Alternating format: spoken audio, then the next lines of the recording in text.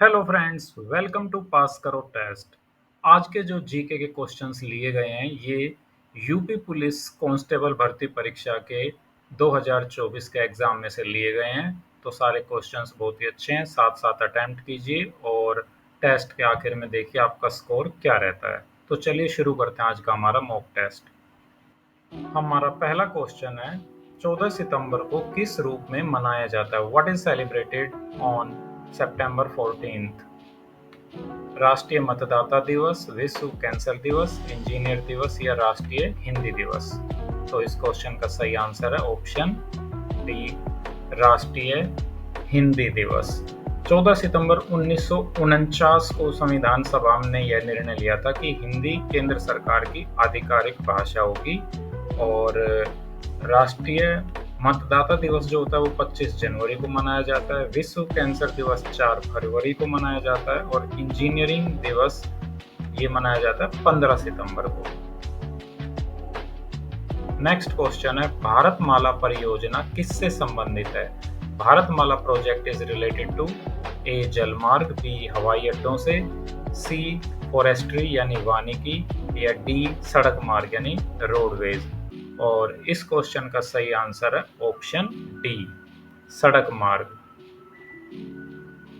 सड़क परिवहन और राजमार्ग मंत्रालय के तहत शुरू की गई भारतमाला परियोजना एक राष्ट्रीय राजमार्ग विकास परियोजना है। इसकी शुरुआत 2015 में हुई थी। नेक्स्ट क्वेश्चन है, वैश्विक आतंकवाद विरोधी प्रयासों के समन्वय के लिए किस संगठन को जिम्मेदार माना जाता है? ए नाटो, बी विश्व बैंक, सी यूएनसीसीटी या डी इंटरपोल? और इसके लिए यूएनसीसीटी ये जो संगठन है ये इस काम को करता है और यूएनसीसीटी की फुल फॉर्म है United Nations counter terrorism centre, UNCCT.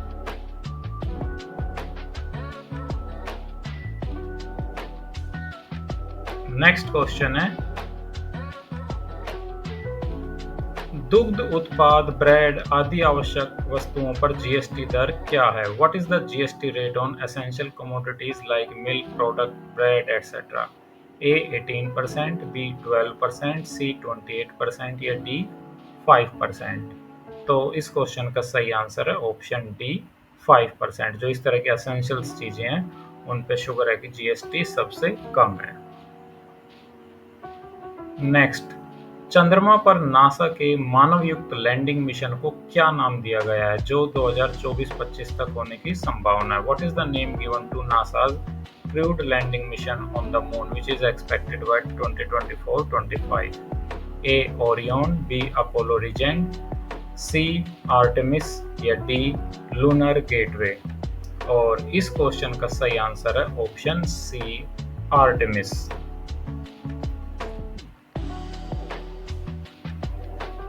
Next question, अंतरराष्ट्रीय थर्मोन्यूक्लियर प्रायोगिक रिएक्टर परियोजना का उद्देश्य निम्नलिखित की व्यवहार्यता प्रदर्शित करना है। The purpose of international thermonuclear experimental reactor project is to demonstrate the feasibility of बड़े पैमाने पर कार्बन मुक्त स्रोत के रूप में संलयन ऊर्जा, बी उन्नत सौर पैनल प्रौद्योगिकी, सी अंतरिक्ष आधारित बिजली उत्पादन या डी ऊर्जा उत्पादन के लिए परमाणु विखंडन? तो इस क्वेश्चन का सही जवाब क्या है? ऑप्शन ए, बड़े पैमाने पर और कार्बन मुक्त स्रोत के रूप में संलयन ऊर्जा। जो न्यूक्लियर एनर्जी है वो संलयन से यानी कि फ्यूजन मेथड से की जाती है और उसमें कार्बन यानी कि जैसे कार्बन डाइऑक्साइड गैस और दूसरी हानिकारक गैसें निकलती हैं वो उसमें नहीं निकलती हैं। नेक्स्ट क्वेश्चन है, जून 2024 तक लोकसभा में विपक्ष के नेता कौन है?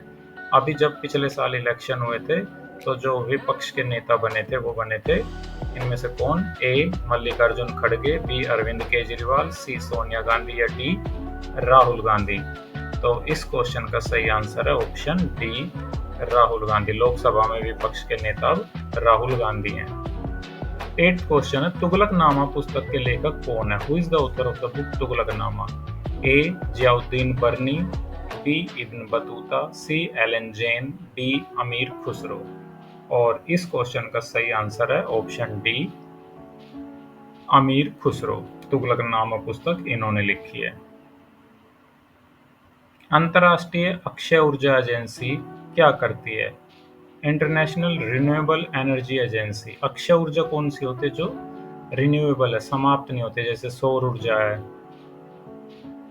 इसके ऑप्शंस हैं, विकासशील देशों के लिए परमाणु ऊर्जा कार्यक्रम विकसित करती है, बी IREN ने परमाणु ऊर्जा को आगे बढ़ाने पर ध्यान केंद्रित करती है, सी दुनिया भर में जीवाश्मी ईंधन परियोजनाओं के लिए वित्तीय सहायता प्रदान करती है, डी अक्षय यानी नवीकरणीय ऊर्जा के उपयोग को बढ़ावा देती है। तो इसका है ऑप्शन बी, यानी कि जो रिन्यूएबल नवीकरणीय ऊर्जा है उसके उपयोग को ये बढ़ावा देती है। नेक्स्ट क्वेश्चन फिर से एक बार जीएसटी पर। जीएसटी सबको दुख रहा है लगता है। भारतीय जीएसटी में निम्नलिखित में से किस प्रकार का कर प्रस्तुत किया जाता है? ए सेवा कर, बी धन कर, सी संपत्ति कर या डी आयकर। तो इसका सही आंसर है ऑप्शन ए सेवा कर, service tax. Goods and services tax, इसका नाम ही जीएसटी का गुड्स एंड सर्विसेज टैक्स है, तो सर्विस टैक्स इसका सही आंसर होगा। निम्नलिखित में से किसने पहली बार बुनियादी शिक्षा का विचार प्रतिपादित किया? Who among the following first propounded the idea of basic education? A Jawaharlal Nehru, b Dayanand Saraswati, c Raja Ram Mohan Roy या डी महात्मा गांधी। और इस क्वेश्चन का सही आंसर है ऑप्शन डी महात्मा गांधी। भारत में पहली बार बुनियादी शिक्षा का विचार स्वतंत्रता आंदोलन के दौरान महात्मा गांधी द्वारा प्रस्तुत किया गया था। नेक्स्ट क्वेश्चन है, भारत में 2020-21 में कौन सा राज्य मसालों का प्रमुख उत्पादक था? ए असम, बी तमिलनाडु, सी कर्नाटक या डी मध्य प्रदेश।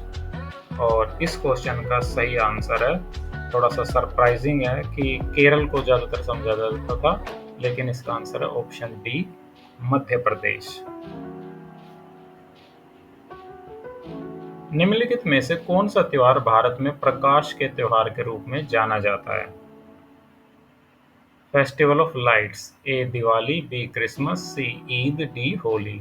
तो ये क्वेश्चन आसान है कि फेस्टिवल ऑफ लाइट्स प्रकाश का त्योहार है, option A Diwali.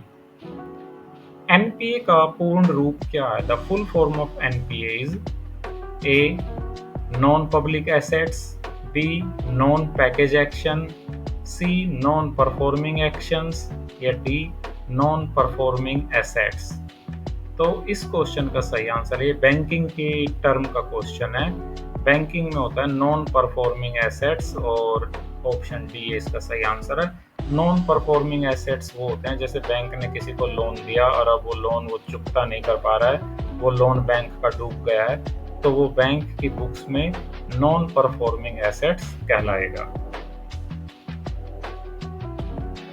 Next question है, उत्तर प्रदेश के किस जिले में शेरा नृत्य मनाया जाता है? ए अयोध्या, बी ललितपुर, सी बिजनौर, डी अमेठी। और इस क्वेश्चन का सही आंसर है ऑप्शन बी ललितपुर। ललितपुर में फसलों की कटाई के दौरान खुशी दिखाने के लिए ये शेरा डांस किया जाता है। नेक्स्ट क्वेश्चन 16, प्रस्तावना यानी कि संविधान की प्रस्तावना उद्देशिका में राष्ट्र की एकता और अखंडता शब्दों का उद्देश्य किस मौलिक सिद्धांत को बढ़ावा देना है? ए न्याय, बी बंधुता, सी संप्रभुता या डी समता। और इस क्वेश्चन का सही आंसर है ऑप्शन बी बंधुता, फ्रेटर्निटी। नेक्स्ट क्वेश्चन, यूडीएचआर मानव अधिकारों की सार्वभौम घोषणा, universal declaration of human rights का कौन सा अनुच्छेद उत्पीड़न से शरण लेने के लिए अधिकार की गारंटी देता है? आर्टिकल 14, 18, 25 या आर्टिकल 10। और इसका सही आंसर है option A article 14। UP police constable के क्वेश्चंस तो भाई काफ़ी चैलेंजिंग है। इस तरह के क्वेश्चंस देखो तैयारी कितनी करनी पड़ती है कि कहाँ United universal declaration of human rights और कहाँ यूपी पुलिस के उसमें कांस्टेबल के एग्जाम में उनको पूछा जा रहा है। कुछ एक आध क्वेश्चन जैसे ये दिवाली वाला था, ये थोड़े से इजी से लग रहे थे, लेकिन फिर वही बात आती है कि अगर इजी क्वेश्चन ही पूछ ले जाते हैं एग्जाम्स में तो लिस्ट कितनी ऊपर जाती है फिर, क्योंकि इजी का तो सभी आंसर दे देंगे। चलो नेक्स्ट क्वेश्चन देखते हैं। इसका मतलब तैयारी पूरी रखनी चाहिए, बहुत कुछ पढ़ना पड़ता है। 2021 में इंस्टाग्राम को इंटरनेट पर दुनिया भर में सबसे अधिक इस्तेमाल किए जाने वाले सोशल मीडिया प्लेटफॉर्म में स्थान दिया गया था। कौन सा स्थान दिया गया था इंस्टाग्राम को? पहला, पांचवा, चौथा या दूसरा? बताओ भाई इंस्टाग्राम सारा दिन देखने वालों, इंस्टाग्राम को कौन सा स्थान मिला था? इंस्टाग्राम को मिला था ऑप्शन बी, दूसरा स्थान मिला था। दूसरा सबसे ज्यादा देखा जाने वाला सोशल मीडिया प्लेटफॉर्म। और पहला कौन सा होगा फिर? पहला मस्ट बी यूट्यूब। चीन ने तिब्बत पर आक्रमण कब किया? When did China invade Tibet? A 1950, B 1953, 1949 या 1952? और इस क्वेश्चन का सही आंसर है ऑप्शन ए। चीन ने अपनी विस्तारवादी नीतियों के चलते 1950 में तिब्बत पर हमला किया था। निम्नलिखित में से किस जीव को जल प्रदूषण का जैव संकेतक माना जाता है? कौन सा है जो जल प्रदूषण का संकेत दे देता है, bio indicator of water pollution? A zebra, B मेंढक, सी शेर या डी केंचुआ? तो इस क्वेश्चन का सही आंसर क्या होगा? ऑब्वियसली पानी में रहने वाला मेंढक ही तो बताएगा कि पानी में पोल्यूशन है। वो कैसे बताएगा? उनकी आबादी घट जाती है, बीमार हो जाते हैं, मर जाते हैं, तो पता चल जाता है कि इसका मतलब ये पानी खराब हो चुका है। 21 जनसंख्या डी का घनत्व है, density of a population is D is equal to space upon N, यानी संख्या बटा स्पेस, या आकार बटा स्पेस, या आकार बटा वजन। डेंसिटी कैसे निकलती है जनसंख्या की? Density of population. और इस क्वेश्चन का सही आंसर है ऑप्शन बी, यानी कि किसी स्पेस में कितनी संख्या है, कितने लोग उस जगह पर रहते हैं। एस हो गई जमीन और एन हो गई नंबर ऑफ पीपल। 22 बायोमेट्रिक प्रौद्योगिकी का एकीकरण भारत के आंतरिक सुरक्षा ढांचे को कैसे बढ़ाता है? ए मानव सुरक्षा कर्मियों की आवश्यकता को पूरी तरह समाप्त करके, नागरिकों के लिए कागजी कार्रवाई को कम करके और प्रशासनिक प्रक्रियाओं को सुव्यवस्थित करके, पहचान और सत्यापन प्रक्रियाओं में सुधार करके, समग्र निगरानी को बढ़ाते हुए वास्तविक समय स्थान ट्रैकिंग प्रदान करके।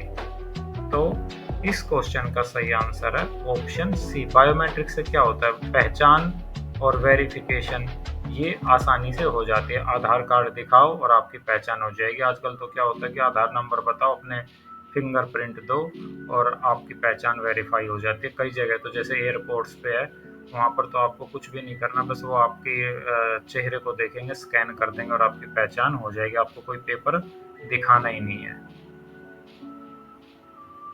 नेक्स्ट क्वेश्चन, 1928 में बारडोली सत्याग्रह का नेतृत्व किसने किया था? Who led the Bardoli Satyagraha of 1928? A Sardar Vallabhbhai Patel, B Subhash Chandra Bose, C Jawaharlal Nehru या डी महात्मा गांधी? तो ये क्वेश्चन जो है इसका सही आंसर है option A Sardar Vallabhbhai Patel. और इसी का नेतृत्व करने के बाद उनको सरदार की उपाधि भी दी गई थी। अगला क्वेश्चन, प्रथम life time disturbing the peace award, disturbing या डिस्टर्बिंग होना चाहिए, शांति भंग करने का, शांति भंग का आजीवन पुरस्कार का प्राप्तकर्ता कौन है? Who is the recipient of the first life time disturbing the peace award? ये कौन सा अवार्ड है? A Arundhati Roy, b Joe Biden, c Rory Stewart, d Salman Rushdie. तो भाई सबसे ज्यादा शांति भंग किसने की है? सलमान रश्दी, ऑप्शन डी इसका सही आंसर है। ये एक ऑथर हैं, इन पर स्टेज पर ही हमला भी हो गया था। स्टेज पर ये भाषण दे रहे थे और इन पर हमला हो गया था, जिसमें इनकी एक आंख को नुकसान हुआ था। बड़ी मुश्किल से जान बची थी इनकी। इन्होंने कुछ कंट्रोवर्शियल बुक्स लिखी हैं। नेक्स्ट क्वेश्चन, सबसे कम लिंगानुपात वाला भारतीय राज्य है?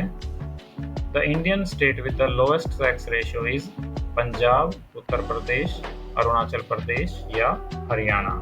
तो इस क्वेश्चन का सही आंसर है ऑप्शन डी, हरियाणा। इसका क्या मतलब है? इसका मतलब ये है कि जब जनगणना हुई थी, लास्ट जनगणना हमारी कब हुई थी? 2011 में। तो 2011 में प्रत्येक 1000 पुरुषों पर यहाँ पर सबसे कम 1000 पर 877 ही महिलाएं थी। तो ये होता है लिंगानुपात, और सबसे कम लिंगानुपात उस जनगणना में हरियाणा में था। तो फ्रेंड्स, ये थी हमारी आज की जीके क्विज या मॉक टेस्ट कह लीजिए। और जैसे कि मैंने बताया, ये सारे के सारे क्वेश्चंस हमने पिछले साल के यूपी पुलिस कांस्टेबल भर्ती परीक्षा से लिए हैं। और सच में देखो कितने चैलेंजिंग क्वेश्चंस हैं। कहाँ से ले लिए बताओ? कहाँ यूएनडीपी और कौन कौन सी चीज़ें हैं, किस तरह के क्वेश्चंस थे। तो सच में बहुत मजबूत तैयारी करके रखनी है। तो फ्रेंड्स, मुझे उम्मीद है कि ये क्वेश्चंस आपके काम आएंगे किसी न किसी कम्पिटिटिव एग्जाम्स में, और वैसे भी अपनी जीके के लिए भी पता होने चाहिए। तो thanks for watching this video and please like, share and subscribe. Pass करो टेस्ट।